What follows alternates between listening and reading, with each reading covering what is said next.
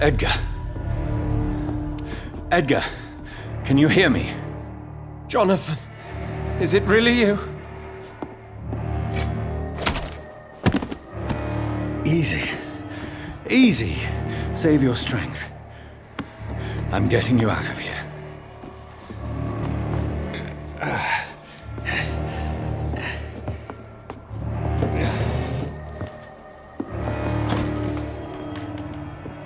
Don't try to spare me. As a physician, I know all too well when it's too late. Punctured lung, broken ribs, and internal bleeding.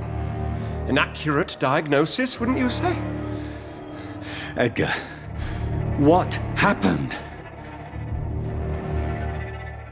They wanted me to confess. Beat me black and blue. Geoffrey McCullum ambushed me at the Pembroke hospital. He was convinced you and I were responsible for the Skal epidemic. I never imagined that self-righteous fanatic would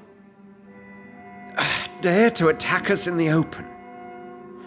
What became of him? I put him in a somewhat delicate position when I made him an immortal. Really? You sure that was the wisest course of action? Time will tell.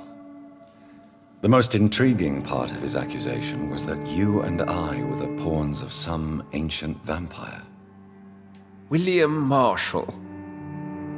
Yes, they tortured me to make me confess the same nonsense.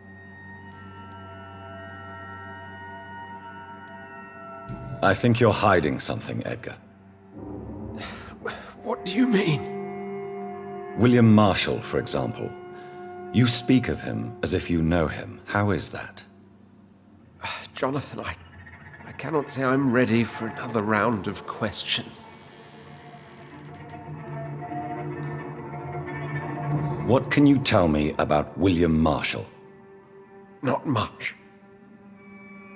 History paints the story he was the greatest knight who ever lived. Amongst the immortals, he had a yet greater legend. Why is the Guard of Priwen so obsessed with him? He was the only ancient vampire to escape the first great hunt launched by the Guard of Priwen in 1854. They believe he's an evil creature plotting his return. Why would he deserve such a reputation? I cannot say. The Brotherhood of St. Paul's Stole has next to no intelligence on him. All I know is that he's supposed to be the oldest of all the British vampires. Why would the Guard of Priwen believe you and I created the vampire epidemic? Maybe due to our profession? Because I offered you shelter in my hospital. While investigating the epidemic, I read some of McCullum's findings. I think you have some explaining to do. I have nothing to hide, Jonathan. Nothing at all.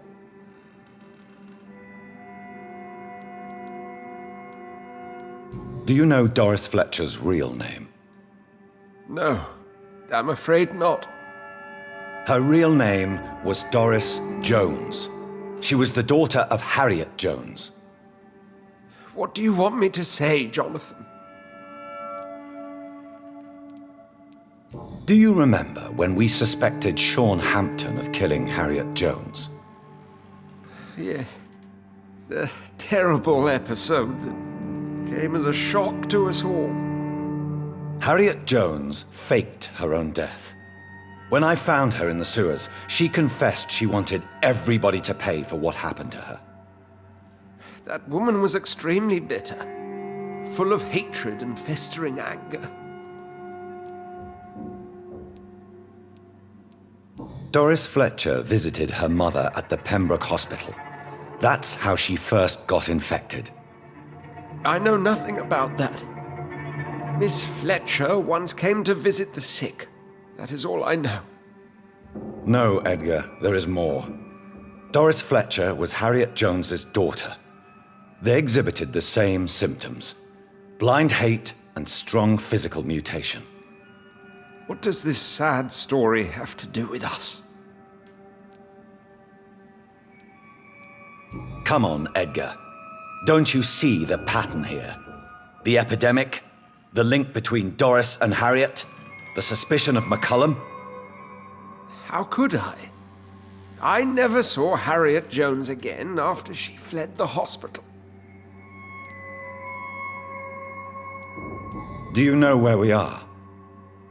Doris Fletcher's theatre. This is where that hateful creature plotted to spread the epidemic across London. I only briefly met Miss Fletcher once when she visited the Pembroke hospital. You say it was to see her mother. She seemed like such a sweet and graceful woman. My point exactly. The disease turned her into a bitter soul, driven by vengeance just like her mother. A symptom of all the infected patients. Certain diseases are known to produce similar effects. Rabies, for example. And rabies is not the devil at work. Doris and Harriet shared more than a hidden family bond. They were the embodiment of the epidemic and are linked to the Pembroke Hospital. Come on, Edgar, this is no coincidence. I swear I'm at a complete loss. All I did was administer vampire blood to cure old Harriet. There was no evil plan, no diabolical plot. You did what? I tested the regenerating and healing properties of vampire blood on Harriet Jones. My only intention was to find the cure for influenza, I swear. Whose blood did you use? William Marshall's? Mine? Lady Ashbury's. While transfusing her with human blood, humanely appeasing her hunger, I also kept samples of her blood for my research. You used her blood on Harriet Jones? My God, Edgar, that's unethical. You betrayed 2 of your patients at the same time. How dare you judge me? Must I name the alarming list of your victims? We are both deceivers. But at least I know I'm a monster. You have worked beside me. You saw what I'm doing at Pembroke Hospital. Jonathan, you know I'm not an evil soul. Just another victim of this tragedy.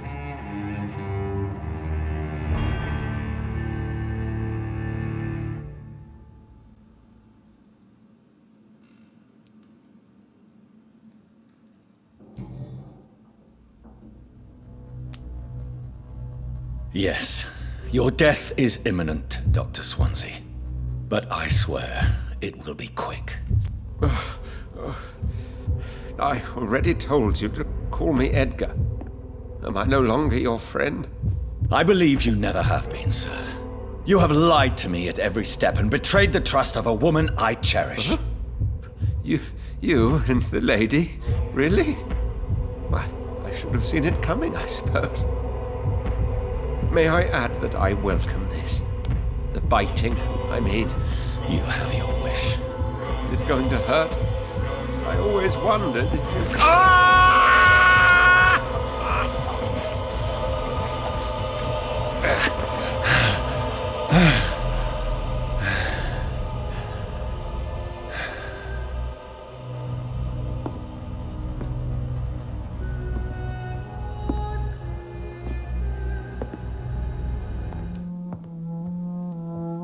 What good fortune brings you back to me, Jonathan? What is it, my dear? I'm afraid it's bad news, Elizabeth. The worst, actually. Please, speak up. Edgar is no longer in McCullum's grasp. I resolved that matter. Where is our good friend now? Is he well? He was mortally wounded. I put an end to his misery. That is terrible, Jonathan. And yet you did what you must. The poor man. Edgar Swansea was responsible for the Skull epidemic, Elizabeth. It was he who unleashed the deadly scourge upon London. What? Are you certain? This is the most terrible accusation of all. He confessed everything to me. He sought to cure the disease, to exploit vampire blood to stop the epidemic. but he unwittingly gave birth to a catastrophe. All those poor victims. How could he do it? What happened?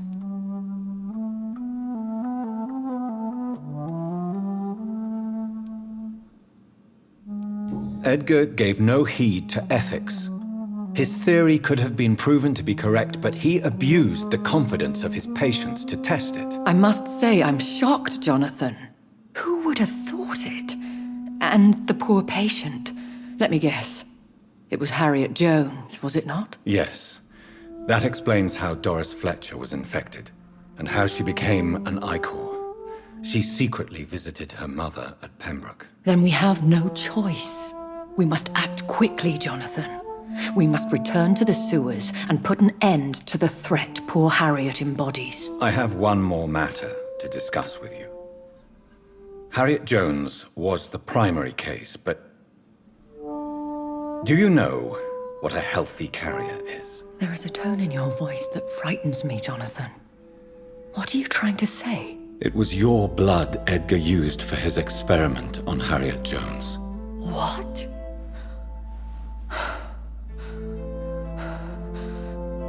No. No. This can't be. Oh, Elizabeth, are you all right? no, I have to go. What do you mean? Leave me alone. Save the city, Jonathan. Save what can be saved. Elizabeth, I need answers. Why did your blood Stay cause away this? from me. Please. I swear I never was your Wait! enemy. No! Elizabeth!